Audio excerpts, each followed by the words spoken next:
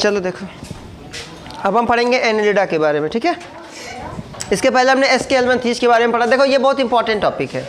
Important का मतलब आप देखेंगे, देखिए कुछ संघ ऐसे हैं जिनसे ज़्यादातर क्वेश्चंस आते हैं। जैसे आपको आगे मिलेगा आर्थ्रोपोडा, कॉर्डेटा, अभी के लिए एनेलिडा। इसके पहले अगर चले जाएंगे तो प्लेटीहेल्मिन्थीज और पोरीफेरा। बहुत ज़्यादा इंपॉर्टेंट की बात कर रहे हैं। टीनोफोर से बहुत ज़्यादा क्वेश्चंस नहीं आते, एस्केल्मंथीज से बहुत सारे क्वेश्चंस नहीं आते, लेकिन एनेलिडा से बहुत सारे क्वेश्चंस आते हैं। कि एनेलिडा, पहले हम बात करेंगे एनेलिड ना, मतलब देखो जो जीव आर्थ्रोपोडा में पाए जाते हैं उन्हें बोला जाता है आर्थ्रोपोड।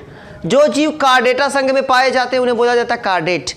जो जीव एनेलिडा में पाए जाते हैं उन्हें बोला जाता है एनेलिड। क्या बोला जाता है? अगर आपसे पूछ दिया दो एनेलिड का नाम बताएं तो आप कहेंगे ये क्या है। तो संघ एनेलिडा के अंतर्गत जो जीव आते हैं उन्हें हम एनेलिड बोलते हैं। अब हम बात करेंगे इसकी स्पेशलिटी के बारे में, क्या है इसकी विशेषता, ठीक है, क्या है। तो जैसे हम सबका पढ़ते चले आ रहे हैं, वैसे जो संघ एनेलिडा के जीव है उनका शरीर जो है वो कई भागों में खंडित होगा। खंड खंड मतलब खंड, उनका वह जीव जिसका शरीर कई खंडों में विभाजित हुआ है ना। देखिए, हालांकि आर्थ्रोपोडा एनेलिडा में आप बहुत ज़्यादा थोड़े से कंफ्यूज होंगे। क्यों कंफ्यूज होंगे? आर्थ्रोपोडा का मतलब होता है जोड़, जिनका शरीर जुड़ा हुआ प्रतीत होता है, और एनेलिडा का मतलब जिनका शरीर कटा हुआ प्रतीत होता है। हालांकि कटेगा तो जुड़ेगा, जो चीज़ कटेगी वो जुड़ेगी तो जोड़ दिखाई देगा ना, लेकिन वो कटा हुआ मतलब वो जुड़ा हुआ दिखाई देगा और इनका कटा हुआ। तो खंड खंड में वे जीव जिनका शरीर कई टुकड़ों में बंटा हुआ, शरीर पे बहुत सारी रेखाएं होंगी, ऐसा लगेगा कि यह जीव कई खंडों में बंटा हुआ है, उसे हम बोलते हैं एनेलिड, ठीक है। तो वो जीव किस संघ के अंतर्गत आएगा? तो वो जीव आएगा संघ एनेलिडा के अंतर्गत। समझ गए बात को। अब हम लक्षण की बात करते हैं। क्या है लक्षण, कहाँ पाए जाते हैं ये? तो ये प्राणी ये जलीय होते हैं। क्या होते हैं? जो संघ एनेलिडा के प्राणी होते हैं जलीय होते हैं। किस जल में पाए जा सकते हैं? लवणीय और अलवणीय, मतलब वह जल जिसमें नमक की मात्रा हो उसमें भी, और जिसमें नमक की मात्रा नहीं हो उसमें भी, और साथ ही साथ स्थल। इसके कुछ ऐसे जीव होते हैं जो स्थल पर भी पाए जाते हैं। ये स्वतंत्र जीवी होते हैं। पॉइंट समझो कि जो संघ एनेलिडा के जीव होते हैं वो जल में भी पाए जाते हैं और स्थल पर भी पाए जाते हैं। मतलब जल का मतलब लवणीय जल में नमक वाले यानी कि समुद्रीय जल में भी पाए जा सकते हैं, और लवणीय जल नदी तालाब झील के है ना पानी में भी पाए जा सकते हैं। साथ ही साथ ये स्वतंत्र जीवी होते हैं। भाई जो हर जगह पाया जाए वो स्वतंत्र जीवी है। जैसे आप कल शादी है वहां पे भी जाए, परसों शादी है वहां पे भी जाए, आज शादी है वहां पे भी जाए, किसी का कोई बाउंडेशन नहीं है, तो आप स्वतंत्र है ना। तो वह जीव जो सभी आवासों में रह सकता है वो क्या कहलाता है? स्वतंत्र जीवी। तो ये स्वतंत्र जीवी होते हैं, लेकिन कभी कभी ये परजीवी होते हैं।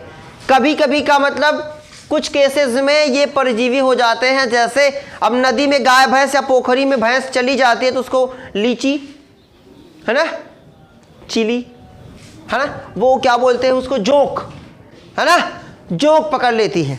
तो जोंक क्या है? वो परजीवी होगी। वह जीव जो दूसरे जीवों से या भोजन के लिए दूसरे जीव पर निर्भर होता है उसे हम क्या बोलते हैं? परजीवी बोलते हैं। पर मतलब दूसरों पर, जीवी का मतलब निर्भर रहने वाला या जीवन यापन करने वाला, तो परजीवी हुआ। तो जो संघ एनेलिडा के जीव होते हैं वो जलीय होते हैं। लवणीय अलवणीय जल दोनों में पाए जा सकते हैं। साथ ही साथ इसके कुछ जीव स्थल पर भी पाए जाते हैं। स्वतंत्र जीवी होते हैं, और ये कभी कभी परजीवी के रूप में भी पाए जाते हैं, मतलब दूसरे जीवों के ऊपर भी पाए जा सकते हैं। क्लियर है यहाँ तक किसके बारे में? अगला टॉपिक समझते हैं।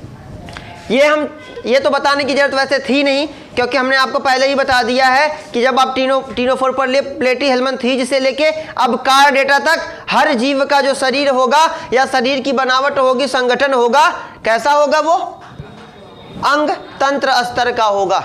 समझ रहे कि नहीं समझ रहे? कैसा होगा? अंग तंत्र स्तर का, मतलब उनके शरीर का जो संगठन होगा वो कई अंगों से मिलकर बना होगा। ये तो हम जानते ही हैं, जब किसी जीव का शरीर कई अंगों से मिलकर बनेगा तो उसे बोला जाएगा अंग तंत्र स्तर। तो जो एनेलिडा के जीव होते हैं, पॉइंट जरूर याद रखना, केवल पहले वाले पोरीफेरा टीनोफोर नाइडेरिया तक ऊतक और कोशिकीय स्तर का संगठन था। उसके बाद से प्लेटिहेल्मिन्थीज से लेके कार्डेटा तक कौन सा शरीर का होगा, ये पॉइंट अब इसके बाद मैं नहीं बताऊंगा आपको कि अंग तंत्र स्तर का संगठन होता है। इसके बाद के जितने भी संघ आएंगे सब में जो संगठन होगा वो कैसा होगा, अंग तंत्र स्तर का होगा। केवल एक को छोड़ के, वो है इकाई नोडर्मेटा। समझ रहे हैं, केवल इकाई नोडर्मेटा एक संघ आपको आगे मिलेगा जिसमें फिर ऊतक आ सकता है, ऊतक स्तर का संगठन आएगा। लेकिन इसके बाद वाला जितने इसके अब प्लेटिहेल्मिन्थीज से लेके जितने भी संघ आएंगे केवल इकाई नोडर्मेटा को छोड़ के सब में अंग तंत्र का स्तर ही पाया जाएगा। ये पॉइंट आप जरूर याद रखेंगे, ठीक है। इसके बाद के जितने संघ आएंगे सब में ये चीजें मैं आपसे पूछ भी सकता हूं। अगला टॉपिक है बेटा द्विपार्श्व सममित। द्विपार्श्व का मतलब समझ ही गए होंगे, ये चीज हम कई बार देख चुके हैं हर संघ में। तो वह जीव जिसका शरीर दो भागों में डिवाइड किया जा सके, आसानी से बढ़ सके, सभी पार्ट उसमें बराबर बराबर बढ़ सके, उसे हम बोलते हैं द्विपार्श्व सममित। तो इनके जो जीव होते हैं ये द्विपार्श्व सममित होते हैं। इनका मतलब इनके शरीर को दो बराबर भागों में हम बांट सकते हैं। क्लियर है। अगला टॉपिक है शरीर में खंडों में बटा हुआ। मैंने आपको बताया ना, ये जो जीव होंगे इनका शरीर देख रहे कि नहीं देख रहे, लग रहा है ना कई खंडों में बटे हुए। आप जोंक वगैरह को देख सकते हैं, केंचुआ को देख सकते हैं। ये कैसा लगता है कि ये शरीर, इनका शरीर कई खंडों में बटा हुआ है। ये इनकी स्पेशलिटी है, ये इनकी एक विशेषता है जो मैं आपको पहले भी बता चुका हूं कि एनिलिडा के जितने भी जीव होंगे उनके शरीर पे खंड खंड आपको दिखाई देंगे। ये सबसे महत्वपूर्ण टॉपिक। अगला पॉइंट है भाई परिसंचरण। परिसंचरण हम जानते ही हैं, परिसंचरण दो तरह का होता है, एक होता है खुला, एक होता है बंद। खुला बंद हम कई बार पढ़ चुके हैं, है कि नहीं, कि जब किसी विशेष कोशिकांग में या किसी विशेष जगह पे रक्त जो पाया जाए सभी कोशिकांग डूबे हों तो उसे बोला जाता है खुला, और बाकी जो नसों के माध्यम से वाहिनियों के माध्यम से ब्लड किसी स्पेशल जगह, किसी विशेष जगह से किसी विशेष जगह जाता है तो उसे बोलते हैं बंद परिसंचरण। तो जो एनिलिडा संघ के जीव होते हैं इनका परिसंचरण कैसा होता है, बंद प्रकार का होता है। मतलब किसी विशेष जगह से ब्लड किसी विशेष जगह पे जाता है। जैसे हार्ट से होके किसी विशेष मस्तिष्क तक जा सकता है, किडनी तक जा सकता है, लीवर तक, है ना, जहां पे जाना है वह जा सकता है। आगे बात करते हैं भाई ये क्या होते हैं, एक लिंगी होते हैं। यहां पॉइंट समझना, एनिलिडा के जो जीव होते हैं वो एक लिंगी होते हैं, मतलब इनमें नर व मादा अलग अलग होते हैं। लेकिन कुछ अपवाद वाली कैटेगरी भी है, वो है केचुआ और जोंक, है ना। वो क्या है, केचुआ, ये क्या होते हैं, उभयलिंगी। मतलब नर मादा अलग अलग पाए भी जाते हैं। नर के अंदर मादा वाले भी लक्षण होते हैं और मादा के अंदर नर वाले लक्षण होते हैं। मतलब नर भी बच्चे की उत्पत्ति कर सकता है, नए जीव की उत्पत्ति कर सकता है, और मादा भी अगली पीढ़ी को दोनों, चाहे नर हो चाहे मादा, वो उत्पत्ति कर सकती है।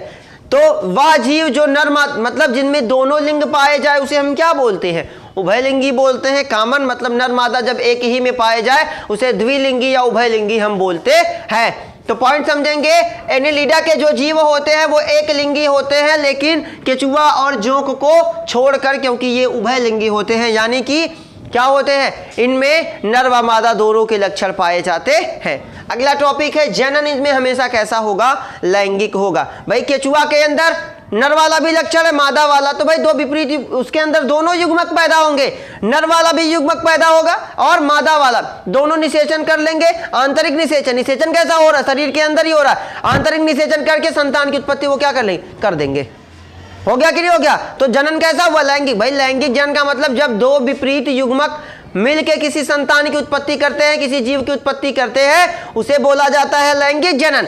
तो इसमें अब किसी जीव के अंदर दोनों लिंग पाए जा रहे हैं, भाई नर वाला भी मादा वाला भी, तो वहां से युग्मक बना और दोनों संलयित हो गए, मिल गए, तो जनन कैसा हुआ, लैंगिक।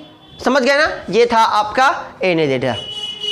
इसके बाद आपका बचा है आर्थ्रोपोडा, ठीक है, सबसे इंपॉर्टेंट ये है। इसके बाद आर्थ्रोपोडा, और वेरी वेरी इंपॉर्टेंट है आपका कार्डेटा, जिसमें कई आएंगे आपको, स्तनधारी आएंगे, पक्षी वर्ग आएगा, सरीसृप आएगा, उभयचर आएगा। ये बहुत इंपॉर्टेंट है, ठीक है। Best of luck.